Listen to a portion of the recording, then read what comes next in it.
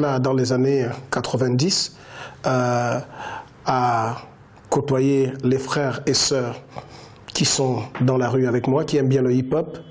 Je m'approche d'un cercle qu'on appelait à l'époque les rappeurs de la côte ouest africaine. C'était l'élite du rap en Afrique. Et nous avions la chance d'avoir le mouvement rappeur de la côte ouest chez nous parce qu'il était plus ou moins géré par les animateurs d'Afrique numéro 1. L'un d'entre eux, M. Arcade Badangoy, chapeautait justement ce mouvement. Il fallait passer certains textes. C'était comme une initiation, mais évidemment purement rapologique. J'ai passé ces textes et je suis rentré dans la grande famille de la côte ouest africaine qui était l'élite du rap au niveau du Gabon et au niveau de l'Afrique. Et après... la côte ouest a mis fin vers les années 92, il fallait qu'on vive et nous nous sommes constitués en POSI. C'était un peu la tendance aux États-Unis. Vous vous rappelez bien des mouvements comme Niggas with Attitude, NWA, où on retrouvait Yella, où on retrouvait Snoop Doggy Dogg, on retrouvait Dr. Dre, on retrouvait Ice-T, on retrouvait Eazy-E. C'était des grands regroupements comme ça. Nous, au niveau de la côte ouest africaine, lorsqu'elle prend fin, nous avons pensé à initier quelque chose comme ça et on crée le mouvement Conscience Noire, CNWN, Conscience Noire ou l'Intem Nord. Et puis on a nourri le projet de réaliser un album. Nous l'avons fait avec des petits moyens vers fin 93, début 94. On sort l'album Malcolm X qui marche à Libreville, très fort, qui marque toute une génération. Je commence ma carrière solo en 1995 avec l'album Shogar, qui marche, 6 titres. Je fais Madziwa aussi, qui marche à Libreville. Je ne m'arrête pas là, j'ai envie de continuer. 5 à 6 ans plus tard, je décide d'aller en studio. J'ai senti le besoin de revenir sur la scène musicale 4 ans après. Et je viens de sortir un album appelé « J'ai pas fini », tout simplement parce que beaucoup pensaient que j'avais raccroché, mais non, le rap est plus fort que tout. J'ai commencé à écrire l'histoire du rap gabonais avec les autres dans les années 90. Et je pense réellement, s'il faut le dire, le déclic, pour moi, c'est d'abord le fait que je vienne d'un milieu pauvre, défavorisé. Maman est femme au foyer, papa est un petit fonctionnaire, ils n'ont pas assez pour élever leur enfant, et puis papa boit beaucoup, maman passe beaucoup de temps dans les tontines avec les autres femmes, et moi je me sens un peu abandonné à moi-même à la maison, il y a des problèmes dans le foyer, je me retrouve beaucoup plus avec mes amis du quartier, ils deviennent ma famille, et les amis du quartier ce sont les gars de la rue, et c'est réellement à ce moment que je me dis, est-ce qu'il n'est pas possible que je puisse changer ma vie? Est-ce qu'il n'est pas possible que je puisse montrer à la société que mon père n'est pas ce qu'il est parce qu'il l'a voulu, tout simplement parce que les conditions dans lesquelles on l'a mis font en sorte qu'il ne puisse plus y croire à un moment donné.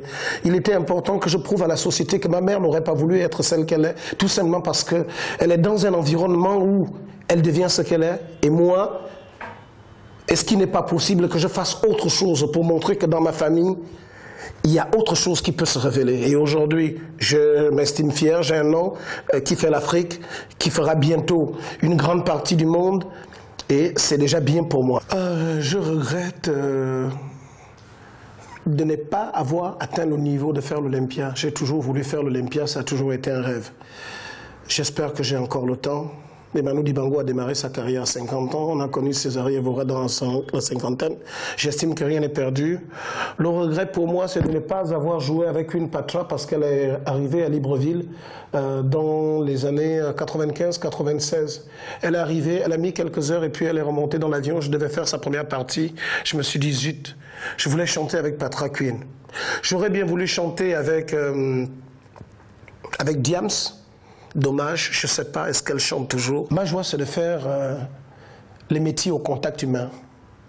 Ma joie, c'est d'être journaliste. Ma joie, c'est d'être artiste.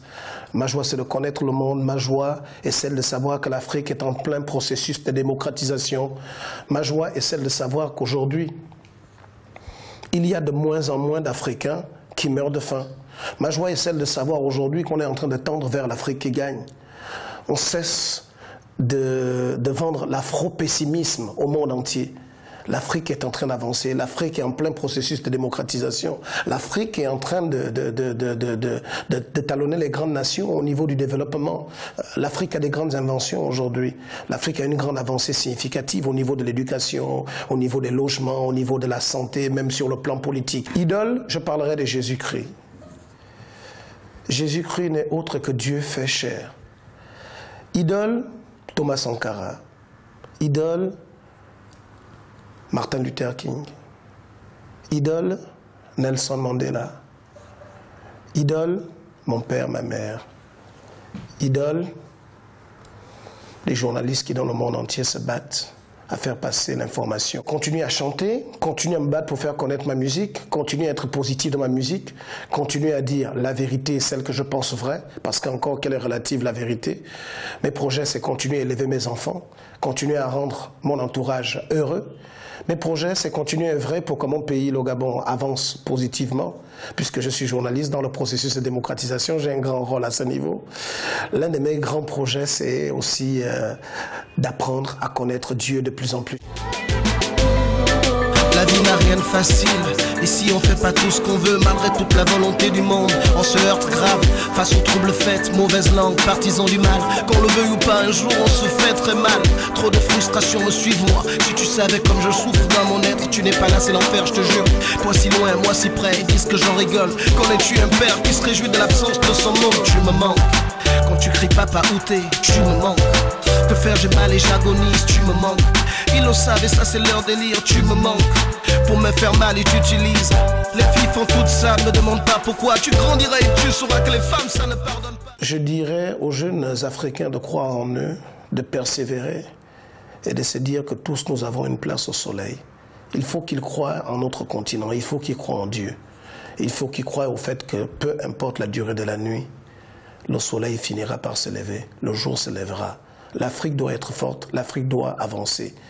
Et je demande à tous les fils et toutes les filles d'Afrique de faire taire les armes pour que la paix soit réelle dans notre continent. Il n'y a que quand la paix sera réelle dans notre continent que nous allons nous asseoir et discuter ensemble. Acceptons-nous malgré nos différences, acceptons-nous malgré nos diversités d'opinions, qu'on soit de tel ou tel parti politique. C'est ça qui nous dérange aujourd'hui en Afrique. Tant que l'Africain aura compris que son ennemi, ce n'est pas son frère, son ennemi n'est autre que celui qui lui demande de pointer l'arme contre son frère, je pense que les choses iront mieux.